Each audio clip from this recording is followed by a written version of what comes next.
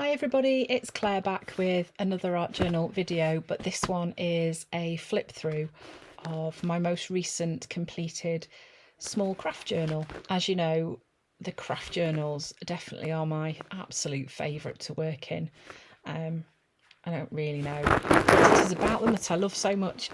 Maybe it's the way the colours work on the surface, I'm not sure. But anyway, here we go. So this is the cover.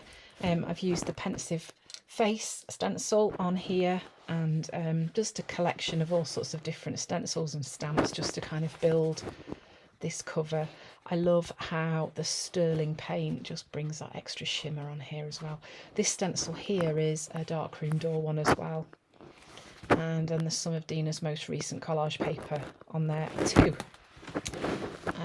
So my rainbow swipe through the middle of my page, and then these are the squared stamps from Dina, which I've done onto ledger paper and then just extended the bodies down.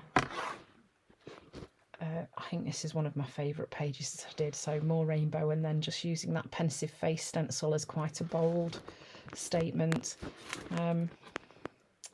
This one I did on holiday, so I didn't have all my stuff with me, so just playing with doing my writing in different ways, really playing with lettering. Here there's that stamped onto transparency, and then just using the stamps and cutting them up and adding them back in different ways. So lots of these pages you'll be able to find videos for on my YouTube channel, which is at Art Journal Love. Yeah, there will be like tutorial videos for these on there. I do like doing monochromatic pages, so there's like the real contrast of the really bright colourful pages, and then I love doing these monochromatic ones too, playing with the black and white and then a splash of colour too. There's even washi tape in this one, so yeah, lots of fun to create with. So there is definitely a YouTube video for this page.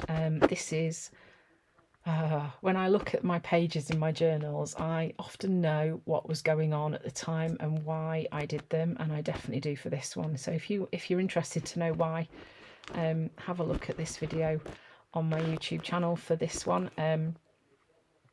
Yeah, it was a good one.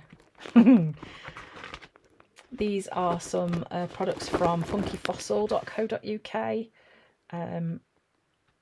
Yeah, this was lots of fun to make. So lots of their collage paper and stencils. And then a cutout page. You know that I love doing cutout pages. Yeah, there's a YouTube video for that one too. Art journaling is great for responding to life events and things too. So this captures obviously the recent death of Her Majesty the Queen. Yeah, it's good to get that down in a journal. Some Scrap Effects goodies on this page too. I have a huge playlist of Scrap Effects videos on my YouTube channel, and although I need to do a restock, you can get Scrap Effects things, some of them from my website. Yeah, so here just playing with colour, and this was a print that no it wasn't, I used a Scrap Effects stencil on some black card, and it was actually, it's more of a mask than a stencil really, but I thought it was quite striking how the black and the white worked with each other, so I used some strips of it, stuck it on, and then I've gone in with some bright colours and pieces of collage paper just to add some interest. So here I was playing with gloss sprays on transparency. One thing that I have learnt is that it works really well, it takes ages to dry, but then it's always a good idea to put the gloss spray face down to your page when you stick them in your book, because they can be quite sticky. So lots more Dina goodies. There are also reels for some of these pages on my Instagram page as well. I love playing with cutouts, and these were Dina's profile stamps, one of her recent releases.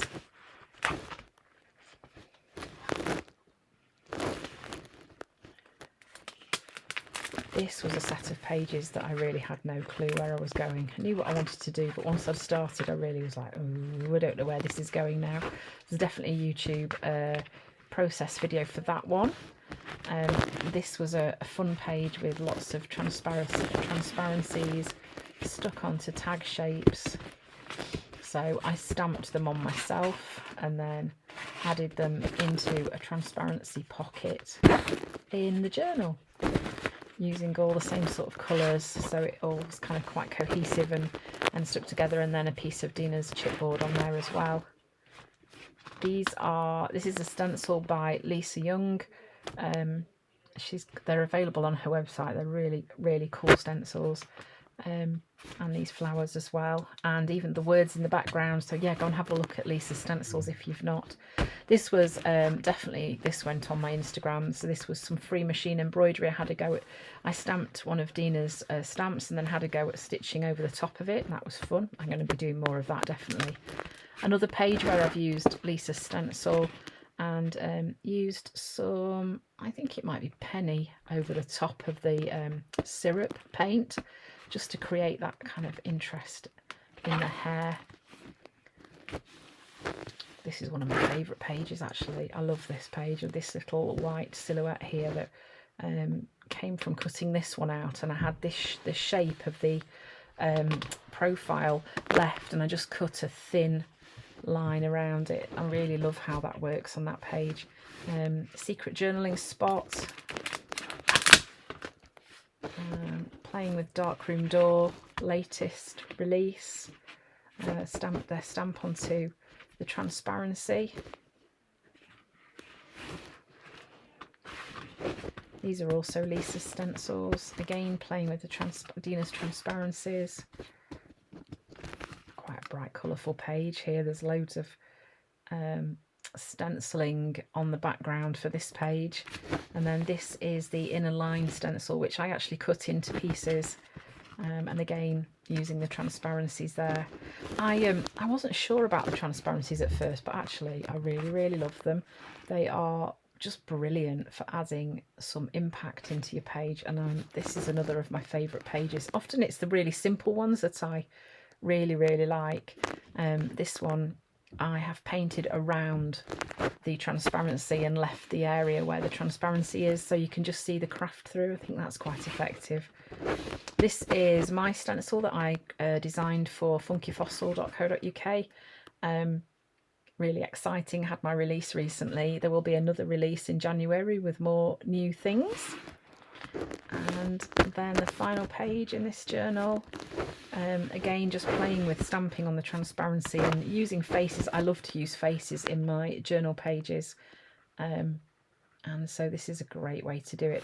I actually, for some of these, used the tag shapes that are one of the in one of the transparency packs, and then stamped the faces into the spaces from the tag shapes. So there we go. That's my latest finished craft journal to add to my ever-growing collection. Thanks for watching, and I hope to see you again soon.